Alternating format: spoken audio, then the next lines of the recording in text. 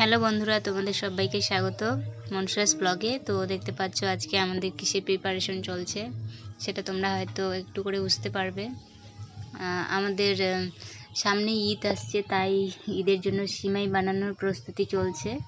দেখতে পাচ্ছ বাবা এই যে মেশিনটাকে টেবিলের মানে টুলের সঙ্গে সেট করছে, আর মা আটা মাখাচ্ছে।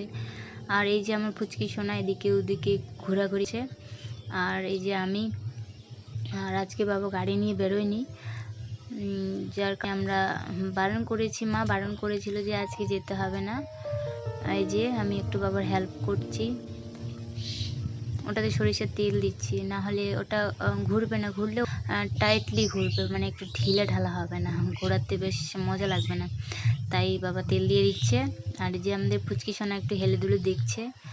আর বাবাকে আমরা নিষেধ করেছি, কারণ এটা তিনজন ছাড়া কাজ হবে না, কাউকে ঠেলতে হবে, কাউকে ওই যে মেশিনটা ঘোরাতে হবে, কাউকে নিচে থেকে কেটে নিয়ে গিয়ে শুকাতে দিতে হবে যে সিমাইগুলো। তার জন্য বাবা যায়নি আজকে। আর মানহা ওকে সামলানো অনেক মুশকিল হয়ে যায়, তার জন্য বাবা রয়ে গেছে, আজকে যায়নি, গাড়ি নিয়ে বেরোয়নি।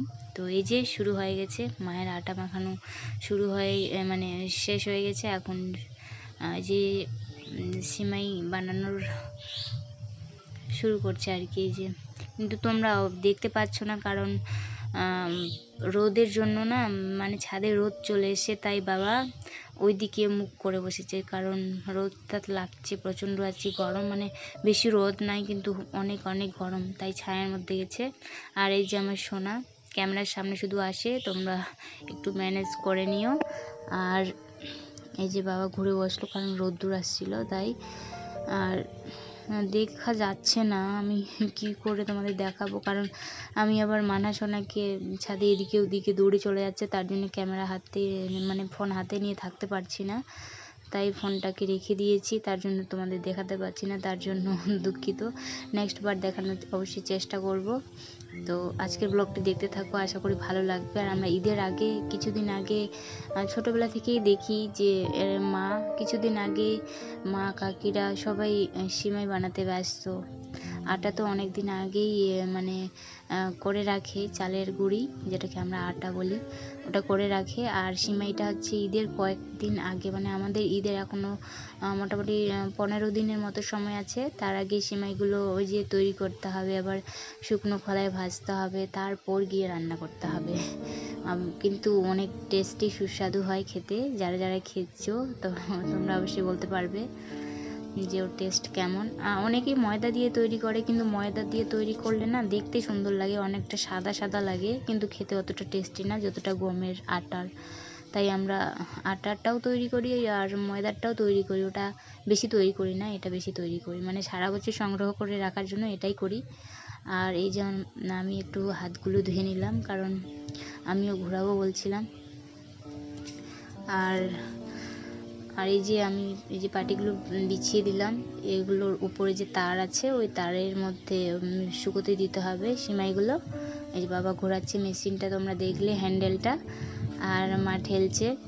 আর এই যে আমার ফুচকি সোনা এত বিরক্ত করে কি বলবো তোমাদেরকে, ওকে নিয়ে মানে থাকতে হয়, একজন ওর পেছনেই লেগে থাকতে হয়। আর আমি তো বেশি থাকি, কারণ বাড়িতে সবাই বলে যে আমি নাকি মেয়েকে নিয়ে সবসময় থাকি, মানে ওকে কি বলবো, মানে নিজের থেকে আলাদা করতে ইচ্ছে করে না, মনে হয় এই পড়ে গেল বুঝি, এই কান্না শুরু করলো, মানে খুব একটা ভয় ভয় থাকে ওকে নিয়ে, জানি না কেন। ওর কিছু হলে মানে আমার প্রাণ বেরিয়ে যাওয়ার মতো অবস্থা, তাই ওকে বিন্দুমাত্র চোখের আড়াল করি না আর কি, এমনটা। তোমরা হয়তো বুঝতে পারছো কি কারণে বা কেন। তো এই যে আমি সোনাকে নিয়ে বসে আছি, আর আমি দেখছিলাম সে বেরোচ্ছে কি বেরোচ্ছে না, কিন্তু হালকা হালকা বেরোচ্ছিল, খুব বেশি বেরোচ্ছে না, কারণ আটাটা একটু খুব ভালোভাবে মানে হয়নি পারফেক্টলি, তো মা আবার জল দিয়ে করছিল। আর এই আটার ডোটা যে তৈরি করবে, এটা অনেকটা শক্তভাবে তৈরি করতে হবে, যার কারণ সেটা ঝরঝরা হবে। আর এই যে মানা সোনা শুধু ফোন নিতে যায়, তো একটু হাই করে দিতে বলছিলাম, তো আবার ক্যামেরার দিকে দৌড়ে চলে যাচ্ছে, এদিকে ওদিকে ছাদের দুই পাশে, মানে কি বলবো, অসহ্য। তো তোমাদের অগ্রিম সবাইকে ঈদের শুভেচ্ছা, তোমরা অবশ্যই আমাদের বাড়িতে আসবে ঈদের নিমন্ত্রণ থাকলে সবারই। তো আসবে অবশ্যই।